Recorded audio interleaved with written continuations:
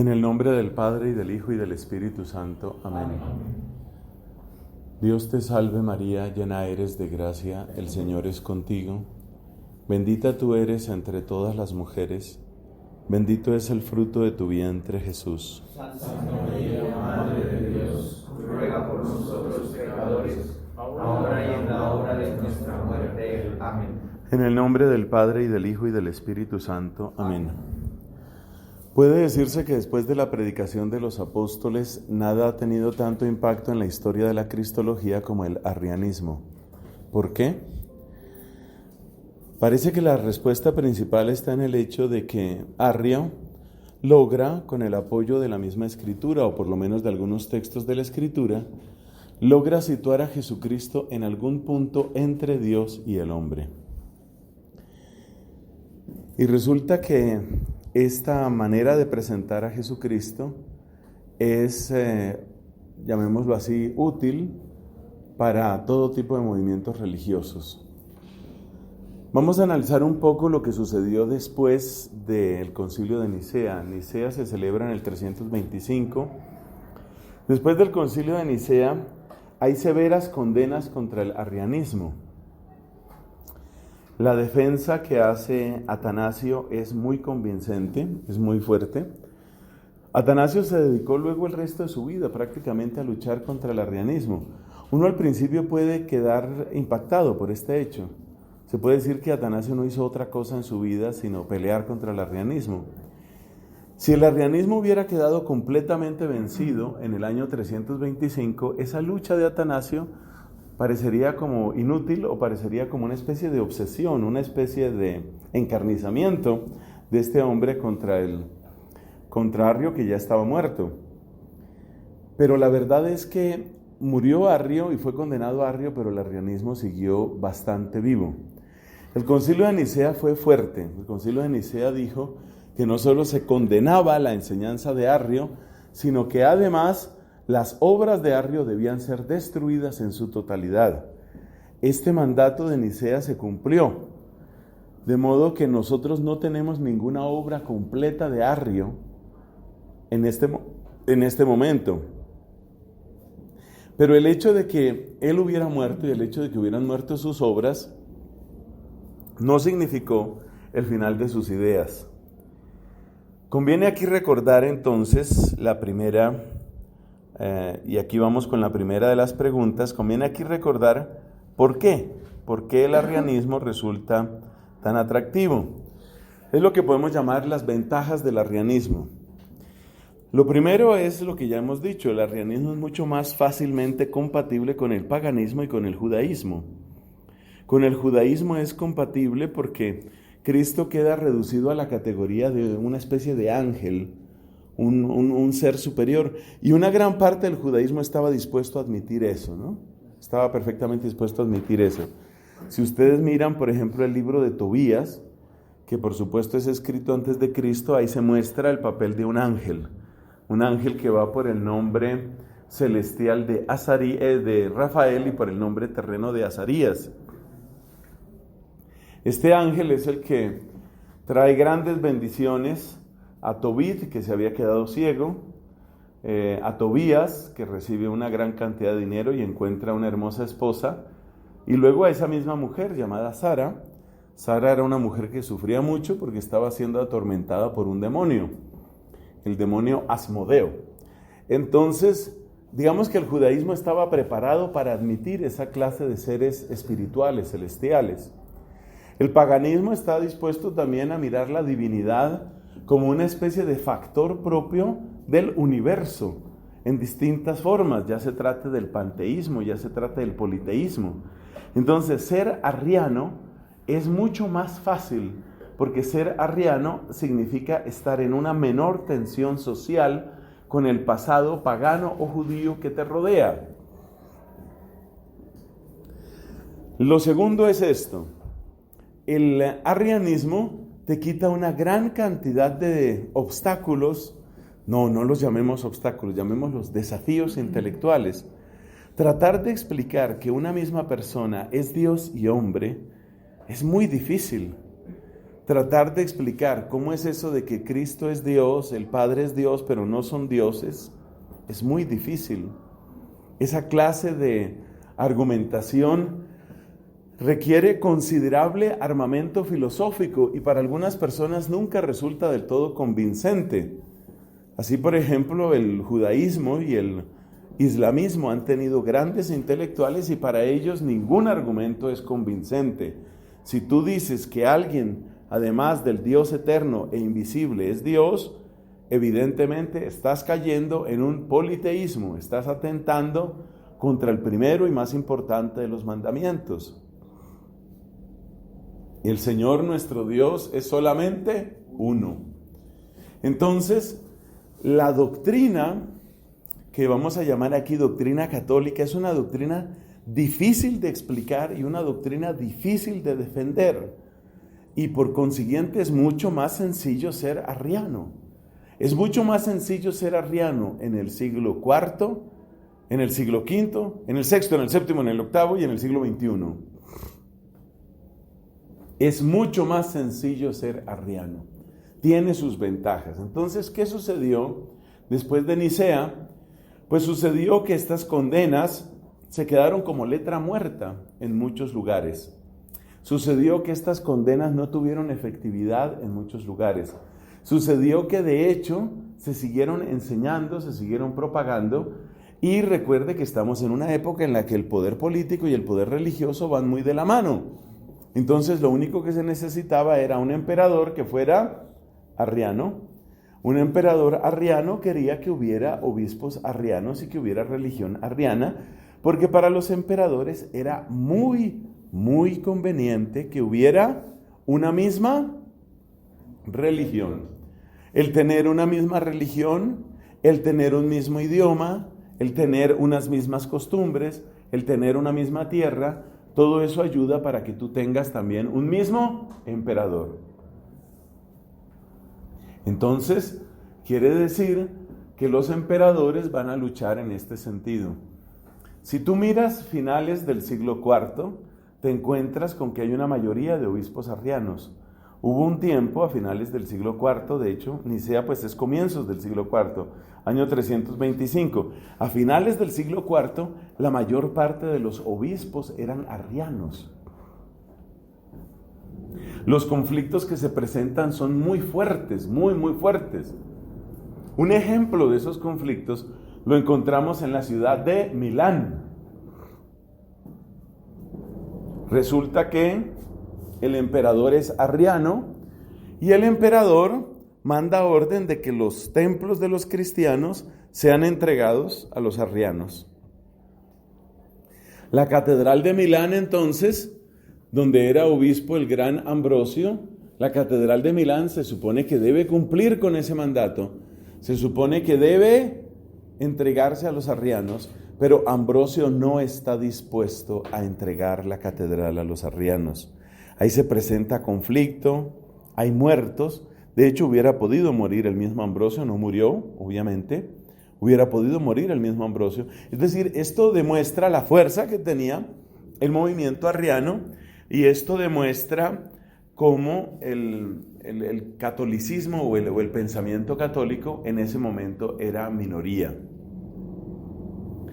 Bueno, hay que comentar que no todos los arrianos o no todos los arrianismos son iguales. No es un movimiento compacto, no es un movimiento unitario. Hay por lo menos 4 variaciones de arrianismo. Estas 4 variaciones se van a seguir dando a lo largo de los siglos con mayor o con menor fuerza. ¿Cuáles son las 4 variaciones del movimiento arriano? Entonces hay un arrianismo que pone un énfasis en el mundo pagano. Podríamos llamar un arrianismo neopaganizante. Hay otro arrianismo judaizante. Arrianismo judaizante. Yo tengo la idea de que algunos o muchos de los que se presentan en nuestra época como judíos mesiánicos, me da la impresión de que en la práctica son arrianos judaizantes. Los judíos mesiánicos, pero eso toca investigarlo más. Luego hay un arrianismo de tipo gnóstico. Fíjate que las afirmaciones de Arrio sobre quién es Cristo, al presentarlo como una criatura espiritual, altísima, perfectísima, eso se parece mucho a lo que el gnosticismo predica, porque el gnosticismo presenta la escala de los seres.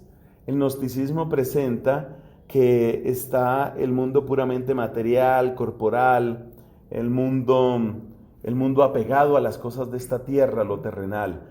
Pero luego tú puedes levantarte más y más. Lo que sucede es que el gnosticismo dice que la manera de levantarte sobre lo puramente material es a través del conocimiento.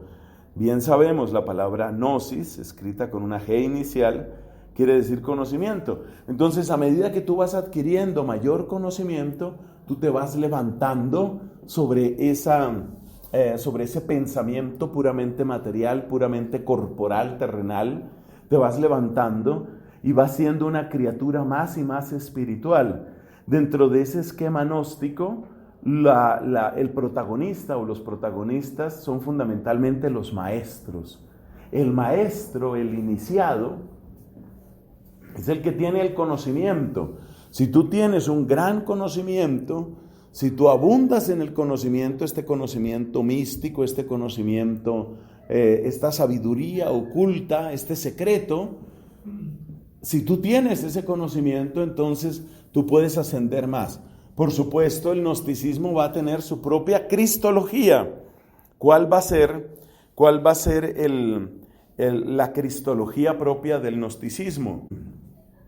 La cristología del gnosticismo va a presentar a Jesucristo como un maestro.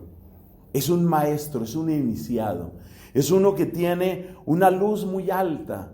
Por eso el arrianismo gnóstico, el arrianismo de tipo gnóstico, va a hablar de Cristo de una manera muy elogiosa, e incluso con cierta admiración. Va a presentar a Jesucristo como uno entre los grandes. Oh, Jesucristo, me deslumbra, su solo nombre me deslumbra, es muy grande la luz que hay en Cristo.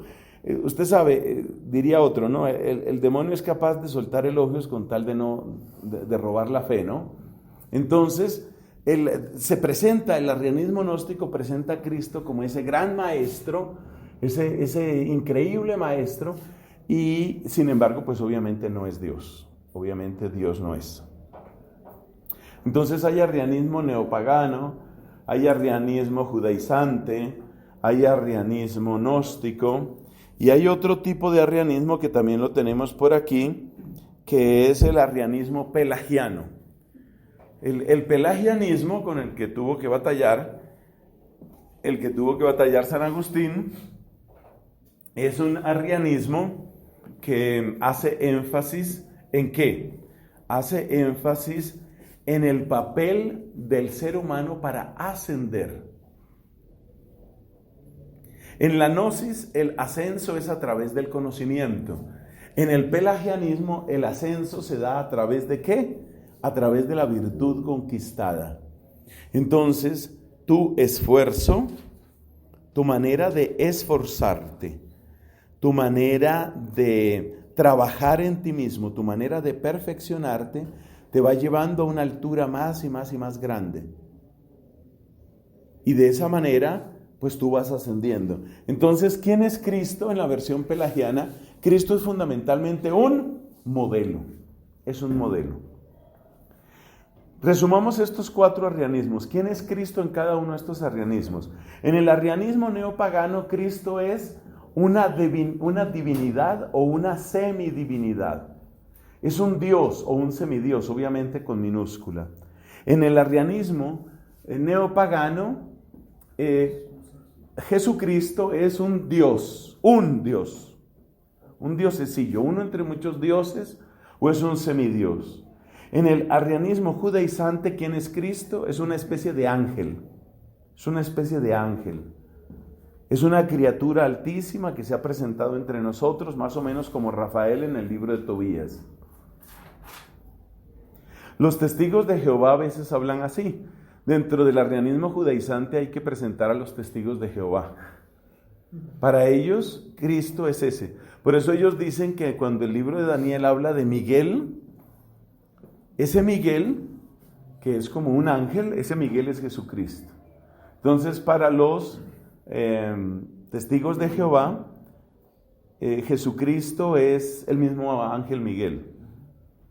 Es un arrianismo judaizante, los testigos de Jehová. Para la gnosis, ¿quién es Jesucristo? Es un gran maestro. Gran maestro. Jesucristo, gran maestro. ¿Y quién es Jesucristo para el pelagianismo? Es un modelo. Es un ejemplar, es un ejemplo, es un modelo. Modelo para imitar.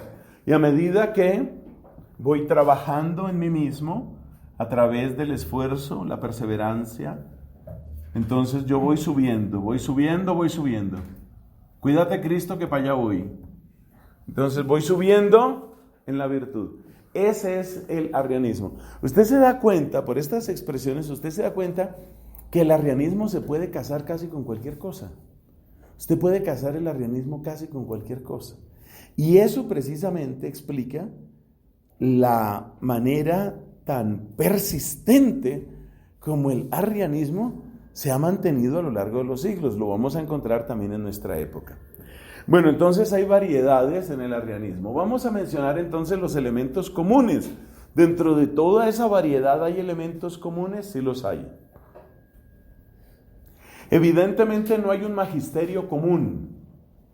Eso es lo que no hay en común. Evidentemente no hay una autoridad central, como por ejemplo para nosotros es el Papa.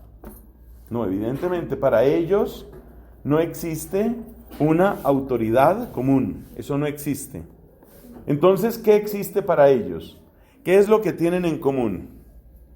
Bueno, todos los arrianismos terminan presentando a nuestro Señor Jesucristo como uno más. Es decir, Jesucristo es comparable a otros. Fíjate, es un semidios, como puede haber otros. Es un ángel, como hay otros. Es un maestro, como hay otros. Es un modelo, como hay otros. Entonces, usted, muy querido estudiante de teología, usted puede desarrollar su olfato teológico para el arrianismo detectando expresiones en las que se presente a Cristo como uno más.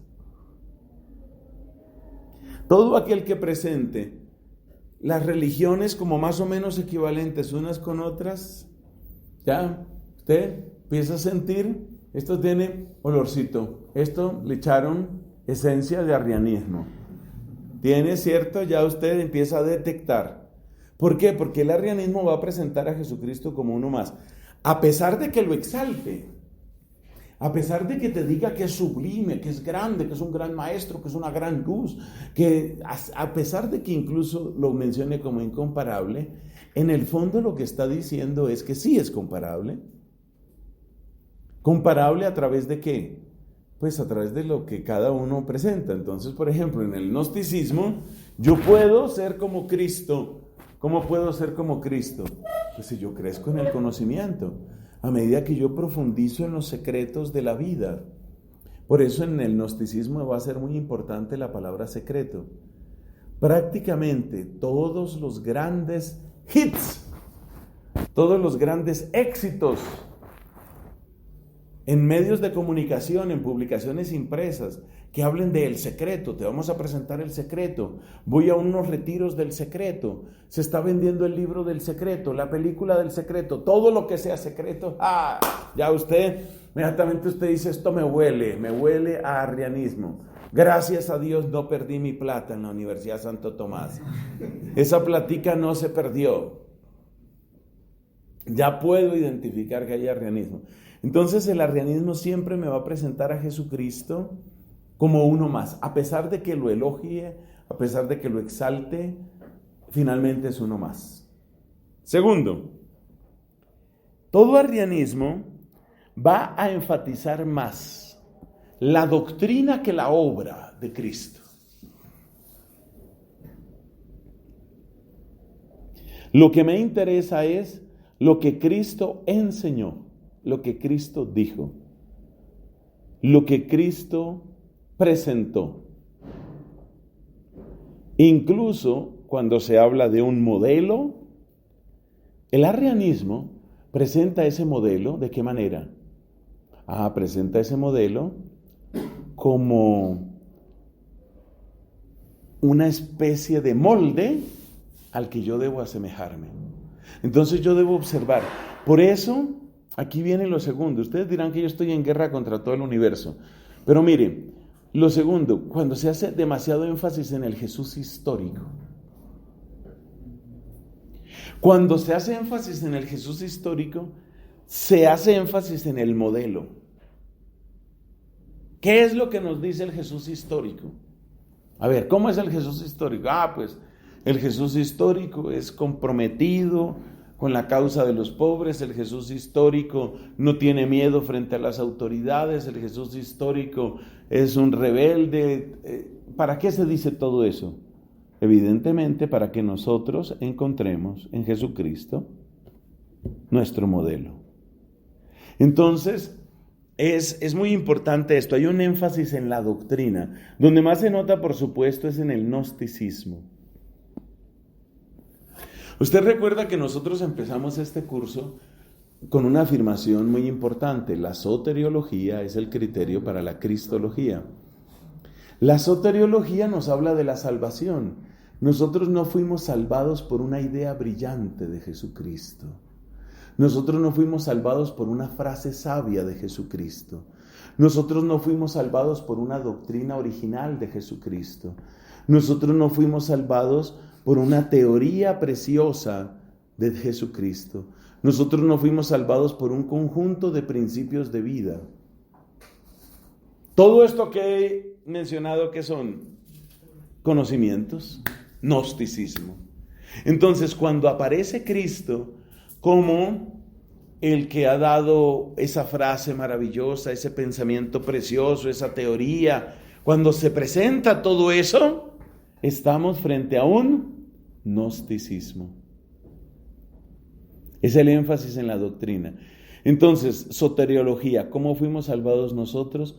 Nosotros no fuimos salvados por una idea, no fuimos salvados por una frase feliz, no fuimos salvados por una teoría ingeniosa, no fuimos salvados por lo que San Pablo llama una vana filosofía. Nosotros fuimos salvados por la muerte de Cristo, por la entrega de Jesucristo. De manera que cuando hacemos énfasis en la entrega de Jesucristo, cuando nosotros hacemos énfasis en que fue en la cruz donde estuvo la salvación, ahí estamos golpeando en la cabeza al arrianismo. Porque el arrianismo siempre insistirá en la parte de la doctrina. La parte de la doctrina. Nosotros fuimos salvados por la cruz de Cristo, por la efusión de su sangre, por su amor sin límites, por su dolor. No el dolor en sí mismo, no idolatramos el dolor, sino por dolor, señal de amor. Aquel que lo padeció todo por nosotros. Por supuesto, cuando tú tomas estas cuatro variedades, que seguro hay más, pero hemos mencionado 4 muy importantes. Cuando tú tomas esas 4 variedades de arrianismo, cuando tú tomas esos 4 Cristos y los pasas por el cernidor de la ¿qué? De la soteriología, te das cuenta que no sale nada al otro lado. ¿Por qué? Porque la soteriología nos dice, hemos sido salvados por un exceso de amor manifiesto y eficiente en el sacrificio de la cruz. Ahora toma tú, arrianismo, ¿cuál era el primero? Neopagano. Échale el arrianismo neopagano ahí. ¿Qué dice el arrianismo neopagano? Que Cristo era un semidios. Un semidios sufre, no hay sufrimiento.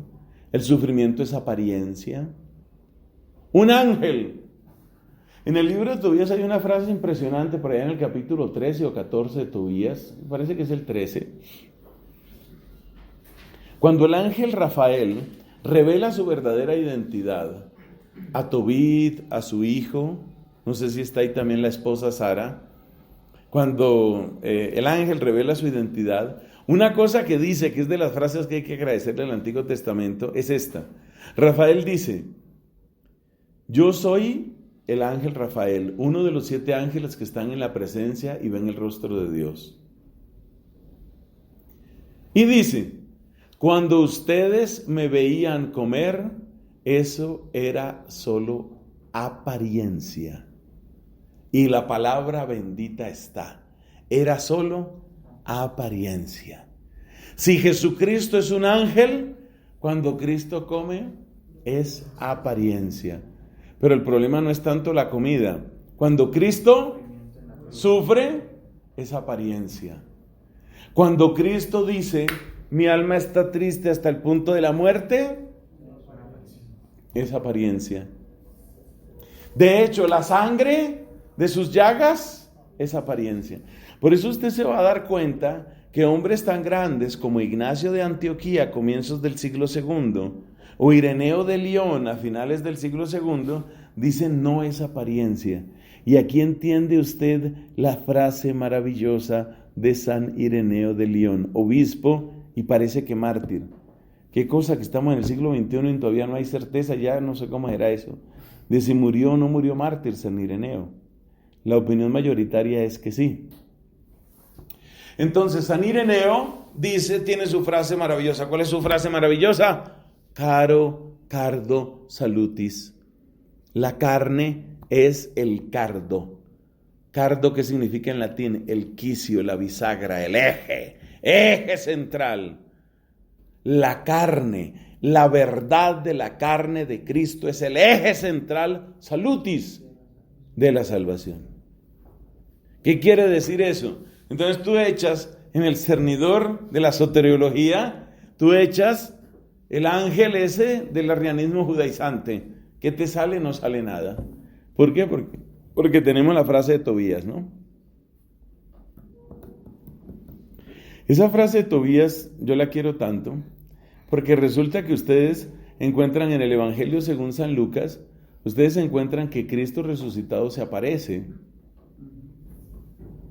Y una de las cosas que les dice es, tienen algo de comer. Y comió delante de ellos. Entonces ahí solo tienes 2 posibilidades. Si él no estaba comiendo en realidad, si su cuerpo no era verdadero, tenemos que decir que había una intención de engaño.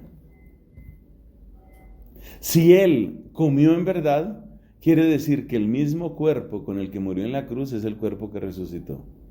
O sea que la verdad del cuerpo del resucitado tiene que ver con ese pasaje. Entonces, tú tomas, ¿cuáles llevamos? El Cristo neopagano, lo echas ahí, no sale nada. El Cristo judaizante no sale nada. El Cristo maestro no sale nada. ¿Por qué? Porque dentro de la perspectiva gnóstica no importa la muerte de Cristo. Lo que importa es que Él nos dejó unas enseñanzas muy luminosas. Él es un gran maestro, que yo creo que se puede comparar con Buda. Entonces, ¿qué quiere decir? A mí me interesa de qué murió Buda. Si Buda murió por hígado graso, murió por un tumor en la hipófisis, si murió por una deficiencia cardíaca, no nos interesa. Al budista no le interesa eso. ¿Qué le interesa al budista? Las enseñanzas. Las enseñanzas de Buda. Eso es lo único que realmente le interesa. Y así funciona el gnosticismo. Solo interesan las enseñanzas. Entonces, cuando tú echas en el cernidor ese maravilloso de la soteriología, por eso esa base teníamos que darla. Si tú echas ahí el Cristo, ¿cuál estamos ahora? Gnósticos, no sale nada. Y si tú echas el Cristo pelagiano tampoco sale nada, porque realmente lo único que importa de la muerte de Cristo es la resistencia y la coherencia. Ese sí era resistente y era coherente. Pero resulta que la resistencia y la coherencia las han tenido muchos otros. Así, por ejemplo, usted se encuentra dentro de la historia de la independencia de los países en América. Usted se encuentra un hombre llamado Francisco Miranda o Francisco de Miranda. Francisco Miranda, que fue de los grandes difusores de las ideas de la Ilustración, en este continente, un verdadero precursor intelectual de la independencia, resultó traicionado por sus amigos y en garras de sus enemigos, y usted se encuentra con que Francisco Miranda murió en la cárcel de una manera espantosa, pero él murió fiel a sus ideas. Entonces, entre Francisco Miranda y Jesús de Nazaret no hay mucha diferencia, es más o menos lo mismo. Coherencia y resistencia. Eso es lo único que le interesa ¿a quién? Al pelagiano. Entonces, para los movimientos arrianos, lo que realmente interesa, lo que realmente importa es la doctrina. ¿Qué fue lo que me dejó Cristo? ¿Qué fue lo que me enseñó Cristo? Podemos decir que Cristo, de un modo genérico, Cristo es un maestro, un modelo, pero no es un redentor. O sea que la palabra clave es redentor o salvador. Esa palabra redentor, esa palabra salvador, ¿qué significa? Pues es la que tiene que ver con la soteriología. Es el que nos ofrece la salvación. Consiguientemente, si a mí me interesan fundamentalmente los milagros de Jesucristo, si eso es lo que a mí más me interesa, los milagros no, sino las enseñanzas de Jesucristo, pues lo que no me interesa son los aspectos sobrenaturales de Jesucristo. Con la excepción de que si es un ángel, entonces pues los ángeles pueden hacer muchas cosas. Si es un semidios, los semidioses pueden hacer muchas cosas. Pero, en general, para el arrianismo la parte sobrenatural no interesa. Entonces, recuérdense que estamos formando la nariz, el olfato. Entonces, ahí es donde usted vea que se empieza a disminuir, a regatear. Hay un verbo que existe en español, que es el verbo mezquinar. ¿Qué es una persona mezquina? Es la persona que da solo lo que se le pide o menos. Es una persona mezquina. Es completamente lo contrario a la generosidad. La mezquindad significa que usted es una persona que no es generosa. Entonces hay personas que le regatean, le mezquinan los milagros a Jesucristo. Cuantos menos milagros haga, mejor. Menos milagros. ¿Por qué? Porque eso hace que nosotros sintamos a Jesucristo más cercano a nosotros. Entonces viene el esfuerzo de acercar a Jesucristo. Entonces, donde usted vea que le presentan a Cristo como un maestro muy espiritual y tal, usted dice eso huele a gnosticismo. Donde usted vea que le están quitando a Jesucristo todo lo sobrenatural, ¿sí? Entonces, ¿cómo caminaba sobre el agua? Entonces, por las piedritas, ¿no? Caminaba por las piedritas. ¿Cómo multiplicaba los panes? Enseñando a compartir. ¿Cómo expulsaba a los demonios? Tranquilizando a los epilépticos. Y así sucesivamente. ¿Qué hay detrás de toda esa tendencia? Detrás de esa tendencia, detrás de ese mezquinarle lo sobrenatural a Jesucristo, ¿qué es lo que se quiere? Supuestamente acercarlo a nosotros. Acercarlo a nosotros. Hay una cosa muy irónica en esto, muy irónica, y es que en general las personas más humildes no sienten ese impulso. Las personas más pobres, las personas más humildes, el creyente sencillo, muchas veces el campesino, el pobre, no ve ese problema. Tú le dices a ese campesino, tú le dices a esa persona, tú le dices, Jesucristo está presente en el altar, o sea, le estás uniendo tres misterios. El misterio de la encarnación, el misterio de la redención y el misterio de la Eucaristía. Y le dices, aquí está Jesucristo. Y ese hombre, esa mujer, conecta de una manera preciosa con ese misterio. Es algo tan bello. Yo creo que todos en la parte pastoral lo hemos vivido. A mí por lo menos siempre me conmueve eso. Y siempre son un ejemplo para mí. Siempre son ejemplo para mí. Las actitudes, la devoción, el recogimiento, el fervor de los pobres, de los campesinos. Por eso, si Dios permite, ahora por ejemplo en Semana Santa, voy para misión, para unos campos allá en Boyacá, siempre uno sale rejuvenecido, renovado en su fe, porque uno ve eso. Entonces es muy curioso, más bien es la sofisticación intelectual la que dice, no, vamos a acercar a Jesucristo. Y resulta que ese campesino no siente lejos a Cristo. Le estás poniendo delante, acuérdese que cuando se expone el Santísimo le estás poniendo 3 misterios por delante: la encarnación, la redención y la Eucaristía misma.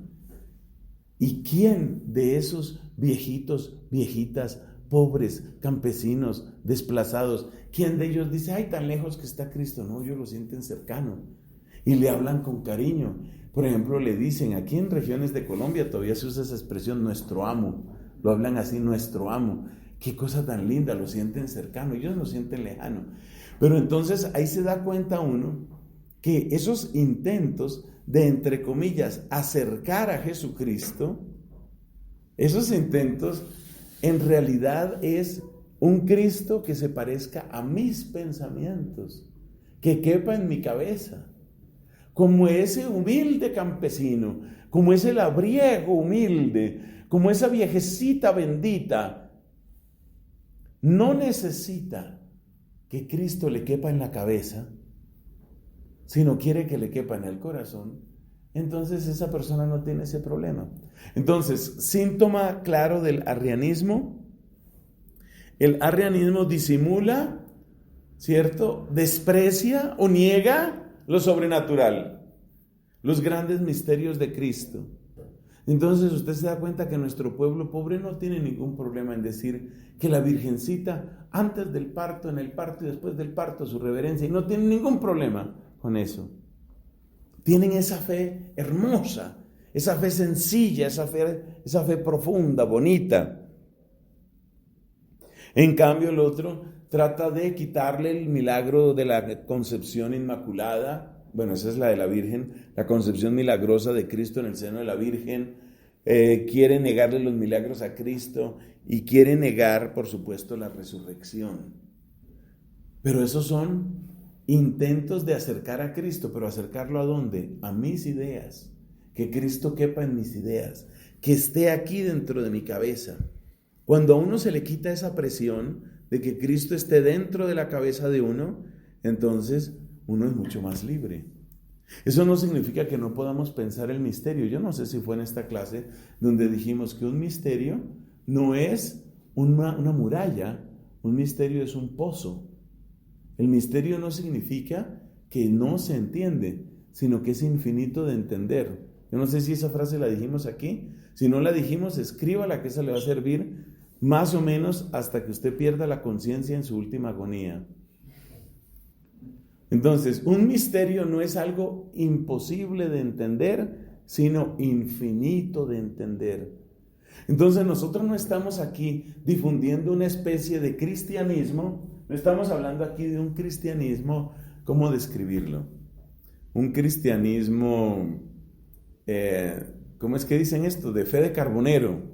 No estamos defendiendo aquí un cristianismo sin preguntas. Lo que estamos defendiendo, lo que estamos diciendo es que es un cristianismo que no quiere medir a Dios por nuestra cabeza. No estamos diciendo que el misterio no se pueda abordar, sino que el misterio no es algo imposible de entender, sino algo infinito de entender. Bueno, si se disminuyen los aspectos sobrenaturales y si se enfatiza más el ejemplo de Cristo, viene el cuarto punto, dentro de los elementos comunes de los arrianismos, sobre todo arrianismos contemporáneos. Se va entonces a subrayar los aspectos intramundanos de la obra de Cristo. Entonces, ¿qué interesa del cristianismo? Que el cristianismo trae un cambio social, que el cristianismo propicia una convivencia pacífica, que el cristianismo favorece una acción por la justicia. Allí donde el arrianismo, allí donde se niega la divinidad de Jesucristo, obviamente hay que explicar por qué vale la pena ser cristiano. Entonces, ¿por qué vale la pena ser cristiano? Hombre, porque Cristo supone un cambio social, porque Cristo supone una convivencia pacífica, porque Cristo supone un trabajo por la justicia. Aclaremos, obviamente, el cristianismo tiene repercusiones en estas áreas, pero una cosa es que el cristianismo tiene consecuencias y repercusiones en la vida social y otra cosa es reducir el cristianismo a una obra social. Entonces, dentro de la perspectiva arriana o semi-arriana, dentro de esa perspectiva arriana, únicamente se enfatiza lo que nosotros hagamos para esta tierra. Eso se mete en las comunidades religiosas. Entonces, ¿qué interesa de la comunidad religiosa? Como lo hemos dicho en otras ocasiones, lo que sucede es que ya estas edades mías, a mí se me olvida qué he dicho dónde, pero ustedes son gente paciente. Entonces, ¿qué es lo que se enfatiza en las comunidades religiosas? Lo que se puede poner en una presentación de diapositivas, típicamente en un PowerPoint. ¿Y su comunidad qué hace? Miren, nosotros hemos trabajado con 318 familias desplazadas. Hasta el momento hemos repartido 101,000 mercados. Hemos educado 2,600 niños de primaria. Hemos conseguido becas para 12 estudiantes universitarios. Todo eso cabe en un PowerPoint que decimos, ¿no? En una presentación. Entonces la evangelización dentro de una perspectiva arriana, la evangelización se va a centrar siempre en los aspectos, ¿cómo se llaman esos? Intramundanos. Esas son las estadísticas, esas son las cifras que podemos presentar. El cristianismo queda reducido a eso. A ver, un momento, Señor. ¿Está diciendo usted entonces que eso no interesa? No me malinterprete. Por supuesto que eso interesa, pero reducir el cristianismo a eso es lo que el Papa Francisco llama reducir la iglesia a una ONG. Una ONG. Entonces nosotros debemos ayudar a migrantes, a desplazados, a los pobres, a los enfermos, a los niños, a los discapacitados. Por supuesto. Pero hay dos diferencias. Primero, nosotros ayudamos a estos sectores de la población por una motivación diferente. Ya vamos a explicar lo de la motivación. Y segundo, nosotros no solamente hacemos eso. ¿Por qué? Porque la evangelización tiene un fruto. Y ese fruto es lo que va a aparecer en la última de esta serie de cosas. Efectivamente, es la comunión. El fruto de la evangelización es la comunión. Por favor, primera carta de San Juan, capítulo 1, versículos como del 1 al 4, usted los puede leer. Esto les compartimos para que ustedes estén en comunión con nosotros. Y esta nuestra comunión es con el Padre y con su Hijo Jesucristo. Primera carta de Juan, capítulo 1, versículos del 1 al 4. Ahí se encuentra usted cuál es el objetivo de la evangelización. Entonces, ¿eso qué quiere decir? Que si nosotros repartimos medicinas, vacunas para una determinada población, ¿por qué lo hacemos? Lo hacemos como parte de un proceso integral que quiere llevar el evangelio en toda su plenitud. Y esa comunicación del evangelio en su plenitud, ¿a dónde quiere conducir? A la comunión. A la comunión. ¿Eso qué quiere decir? Que la persona esté sin obstáculos, la persona esté en plena comunión. Esa plena comunión supone muchas cosas: arrepentimiento de los pecados, acoger la redención de Cristo, formarse en la fe. Pero si tú lo piensas bien, finalmente ¿a dónde conduce? A la santidad. Entonces, la evangelización conduce a la santidad. ¿Qué es la santidad? Es la plenitud de la salvación y de la comunión. Como dice la primera carta de Juan, que ahí la está encontrando la hermana Ana. Como dice perfectamente la primera carta de Juan, esta nuestra comunión es con el Padre y con su Hijo Jesucristo. Entonces, una perspectiva arriana lleva de una manera casi insensible a enfatizar solo los aspectos intramundanos. Es decir, el cristianismo vale, claro que vale, pero ¿cuál es el valor del cristianismo? El valor del cristianismo es lo que se puede presentar en el PowerPoint. Nosotros hemos favorecido la construcción de 2 gigantescos barrios en Florencia, Caquetá. Nosotros hemos tenido un gran impacto en Puerto Inírida, una jornada de vacunación y una jornada de acción social. Se movilizaron 78 médicos y enfermeras para una gran jornada allá. Entonces eso queda, y claro, eso tiene gran aplauso y gran aceptación en el mundo. Si usted dijera, por ejemplo, hay muchas personas que han hecho ustedes, su comunidad, ¿qué hace? Nosotros presentamos la hermosura del Evangelio. Ajá. Pero, ¿qué más? Bueno, además de eso, la gente se arrepiente, detesta el pecado, busca la unión con Dios. O sea, hasta que no les menciones cuántas mantas, cuántos mercados, cuántos odontólogos, cuántas casas, ellos no sienten que estás evangelizando.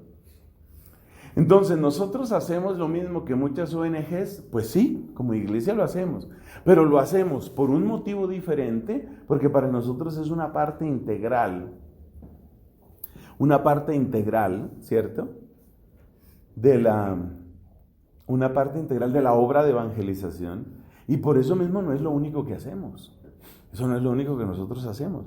Nosotros no nos centramos únicamente en las casas, las mantas, los mercados, las vacunas. Eso no es lo único que hacemos. Cuando usted vea que su comunidad religiosa se concentra únicamente en los PowerPoint, es muy grave. Ahora, si pasan, por ejemplo, a LibreOffice, eso tampoco arregla nada. Entonces usted pasa a Keynote,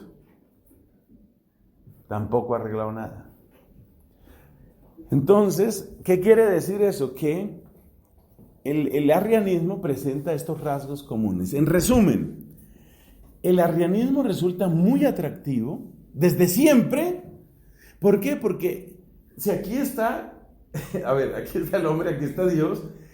Si lo miras bien, el arrianismo se convierte a Cristo como en una fichita que tú la sitúas más o menos donde quieras, ¿ves? Por eso es tan atractivo. Porque entonces, si tú quieres un Jesús, yo quiero un Jesús muy humano, muy, muy humano. Un Jesús que se preocupa por el hombre de la calle, el hombre que sufre. Un Jesús que trae realmente una experiencia de dignidad humana a esas personas. Entonces tú pones a Jesús por aquí bien cerquita. Pero otro día estás así medio intelectual, medio gnóstico. Además que tuviste la pésima idea de ir a unas conferencias de masonería. Entonces ya se te subió el Jesús. Entonces ya el Jesús es otra cosa, es un maestro espiritual, es un gran filósofo, es quién sabe qué. El arrianismo pone a Cristo en manos del hombre. Escriba esa frase que le conviene. El arrianismo pone a Cristo en manos del hombre. Y tú lo vas moviendo de arriba abajo. Tú lo vas moviendo según tu conveniencia. Por eso, en la práctica, los tipos de arrianismo, caramba, yo creo que son incontables. Y no los hemos conocido todos. Es muy posible que mucho después de que yo haya muerto, usted siga encontrando otros tipos de arrianismo, porque cada uno va moviendo. ¿Cómo me repugna hacer esa comparación? Pero es que es para que se entienda. Cada uno va moviendo la fichita, ¿no? ¿Dónde quiere que quede Cristo? De hecho, fíjate que Arrio fue, en medio de todo, muy respetuoso. Pues fue hereje, pero fue muy respetuoso, ¿no? Porque en medio de todo lo que hizo Arrio fue ponerlo bastante alto. Tan alto que él decía que iba de primerito, debajo quedaban todos los demás. Pero es que ser el primero entre muchas criaturas y ser criatura no le hace justicia a Cristo. Bueno, vamos a cerrar este tema entonces del posarrianismo, que en realidad es la presencia del arrianismo en la historia de la iglesia. Es que me di cuenta que si no dábamos este tema, usted cree que estamos haciendo solamente arqueología, hermano. ¿Y usted cree que simplemente estamos estudiando lo que pasó? No, señor, esto sigue pasando. Eso en las homilías uno sigue oyendo estas cosas, esto sigue saliendo en las misiones, esto sigue sucediendo en nuestras comunidades. Entonces vamos a acabar, que no escribí ahí ese cuarto punto, me disculpan. Vamos a poner ahí el cuarto punto y vamos a escribirlo, que es entonces respuesta, lo llamamos una respuesta integral. ¿Cuál puede ser una respuesta integral al arrianismo? Recordemos cuál fue la respuesta que tuvo Atanasio. nosotros dedicamos toda una clase en la cual los vi muy atentos, en la que presentábamos los criterios, usted recuerda, ¿no? Los criterios, para eso se llamaba criterios hermenéuticos. Esos criterios hermenéuticos yo le sugiero a usted, me perdonará que esto suena a propaganda de mí mismo, pero yo le sugiero a usted que los utilice como criterios para toda la teología, porque realmente son criterios hermenéuticos que valen no solo para la cristología. Si usted se da cuenta, este hombre, Atanasio, utilizó esos criterios, ¿cierto? Me parece que dimos 9 criterios en aquella ocasión. 7. ¿Cómo que 7? ¿7 fueron? Sí. El último de esos criterios, en todo caso, era Completud. Quiere decir que si usted va a utilizar la escritura, no se limite a los textos que a usted le convienen. Usted tiene que asumir, usted tiene que dar respuesta al mensaje completo. Realmente eso tiene que ver con otro de los puntos, que era el punto del contexto. Para no equivocarme más, dígame cuál fue el número del contexto. ¿Fue el 2 o el 3? El 3. Entonces usted se da cuenta que el contexto último de la escritura es toda la escritura. O sea que en el fondo el criterio 7 es un hijo del criterio 3. Si usted va a tomar como contexto toda la escritura, quiere decir que no basta con que usted encuentre unos textos, porque usted tiene que dar razón de todo el mensaje. Entonces veíamos que si usted toma Juan 14, ayúdeme con el versículo 28, ¿era? Si usted toma Juan 14, 28, ¿era? ¿Sí? ¿Me corrige, por favor? Atentos, ¿qué pasó? Sus apuntes. Donde dice el Padre es mayor que yo. Eso era Juan 14. Si es 28, ¿no? Si usted mira Juan 14, 28, usted se encuentra el Padre es mayor que yo. Y usted mira Juan 1, versículos 1 y 2, y usted se encuentra con que el verbo es igual al Padre. Entonces ahí se aplica el criterio de completud. ¿El criterio de completud cuál es? Señor Arrio, su teoría explica bien Juan 14, 28, pero su teoría no explica Juan 1, 1, 2. Entonces, si usted no explica todo, por más de que usted enarbole una y otra vez su versículo, y dele con su versículo, y yo encontré este versículo, no le sirve, porque usted no está dando razón de todo. Ese fue el argumento de Atanasio. Esto es bonito analizarlo así, para darse cuenta de dónde surgió esa respuesta genial de Atanasio. Surgió de ahí. En el fondo lo que él aplicó fue el criterio 7, criterio de completud. Usted no puede dar razón de todo. En cambio, si yo afirmo que Cristo es hombre verdadero y Dios verdadero, que hasta allá no llegó a Atanasio. Para eso hay que esperar a Calcedonia, que es en el siglo V. O sea, hay que esperar unos 100 y tantos años más. Pero bueno, simplifiquemos las cosas. Si yo afirmo eso, yo puedo explicar tanto un versículo como el otro versículo. Entonces, el versículo como es la explicación que sirve para ambos versículos, obviamente es mejor que la explicación que sirve solo para un versículo. Entonces, eso hay que tenerlo perfectamente en cuenta.